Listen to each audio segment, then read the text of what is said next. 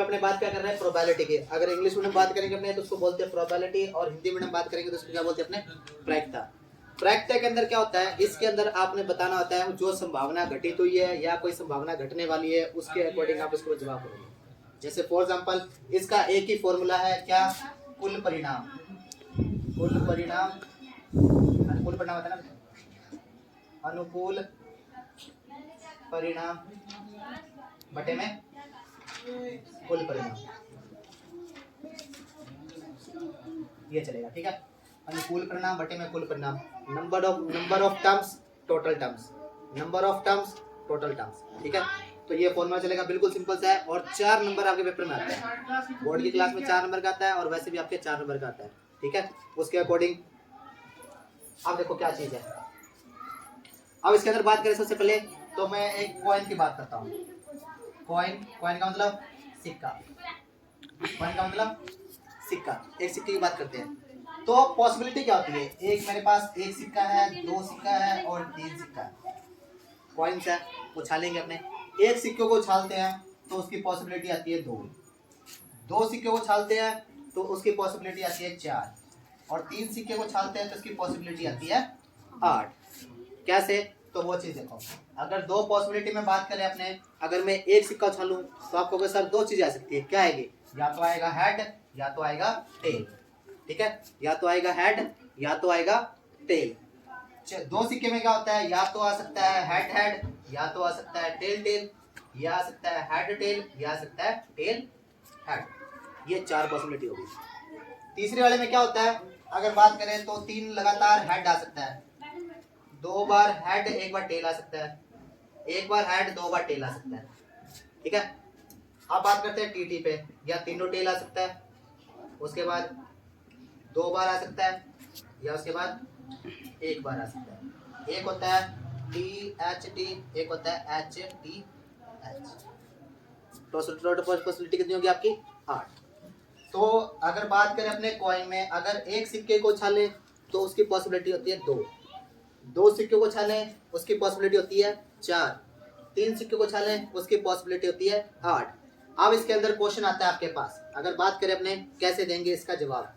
अगर मान लो मैं बोलता हूँ कि अगर 2 कॉइन में मैं आपसे बात करूँ, मैंने बोला हेड आने की प्रोबेबिलिटी बताओ मेरे को या प्रायिकता बताओ, तो हेड आप कहोगे सर अनुकूल परिणाम तो है 2, सॉरी कुल परिणाम तो कितने हैं 2, और मैंने क्या पूछा आपसे, हेड आने की प्रायिकता एक सिक्के पर, तो हेड कितनी बार आएगा, 1 बार आएगा, तो एक यहाँ पर रख दो, 1/2 इसका क्या हो गया, आंसर हो गया।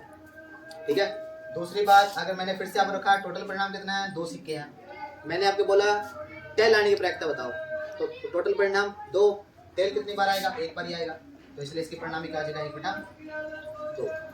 ये हो गया एक सिक्के पर। अब बात करें अपने दूसरे सिक्के पर, 2 सिक्के पर, मैंने बोला कम से कम 1 बार हेड आना चाहिए, कम से कम 1 बार हेड आना चाहिए। तो 2 सिक्कों पे अगर बात करें अपने, तो टोटल पॉसिबिलिटी कितनी है इसकी, 4 है। टोटल पॉसिबिलिटी कितनी है, 4 है। तो मैंने बोला कम से कम 1 बार हेड आना चाहिए, तो देखो हेड इसके अंदर भी आ रहा है, हेड इसके अंदर भी आ रहा है, और हेड इसके अंदर भी आ रहा है, तो यानी कि 3 में हेड आ रहा है, तो इसका परिणाम भी क्या हो जाएगा 3/4।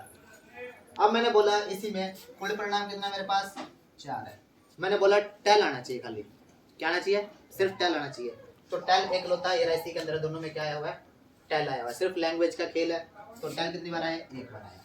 इसी क्वेश्चन को मैं अगर चेंज करूं, कम से कम 1 बार टेल आना चाहिए, कम से कम 1 बार टेल आना चाहिए, तो देखो 1 बार टेल इसमें भी आया, 1 बार इसमें भी आया, 1 बार इसमें भी आया, तो इसका परिणाम क्या हो जाएगा 3/4। बात समझ में आई, देखो अभी मैंने अभी तक जो अपने बात की थी क्या थी मैंने बेटा, अगर एक सिक्के को अपने टॉस करेंगे तो पॉसिबिलिटी आएगी 2, 2 सिक्कों के साथ पॉसिबिलिटी करेंगे तो कितने आएंगे 4, 3 के साथ करेंगे पॉसिबिलिटी कितनी आएगी 8। ठीक है, ये 3 चीजें आप लोगों ने याद रखनी है। फॉर्मूला क्या है, अनुकूल परिणाम बटे में कुल परिणाम, नंबर ऑफ टर्म्स और टोटल टर्म्स, इस चीज के लिए। ठीक है, अब देखो जो नेक्स्ट है आपका वो क्या है, डाइस। डाइस अगर हिंदी में बात करें तो क्या बोलते हैं अपने, पासा। डाइस और हिंदी में अगर अपने बात करें क्या बोलते हैं इसको, पासा।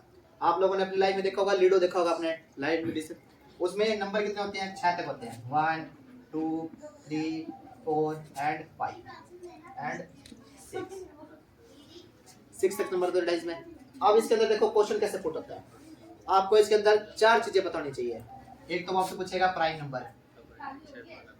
नंबर, यानी कि अभाज्य गुणनखंड। दूसरा आएगा इवन नंबर यानी कि सम संख्या। उसके बाद आएगा ओड नंबर, कौन सी संख्या, विषम संख्या।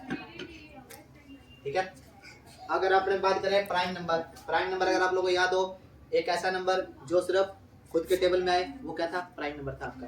जैसे अब इसके अंदर प्राइम नंबर बात करें तो 2 है, 3 है और 5 है, तो ये होगा 2, 3 और 5, ये क्या आपका प्राइम नंबर है। अगर बात करें सम संख्या, इवन नंबर, तो कितनी है, 2 है, 4 है और 6 है।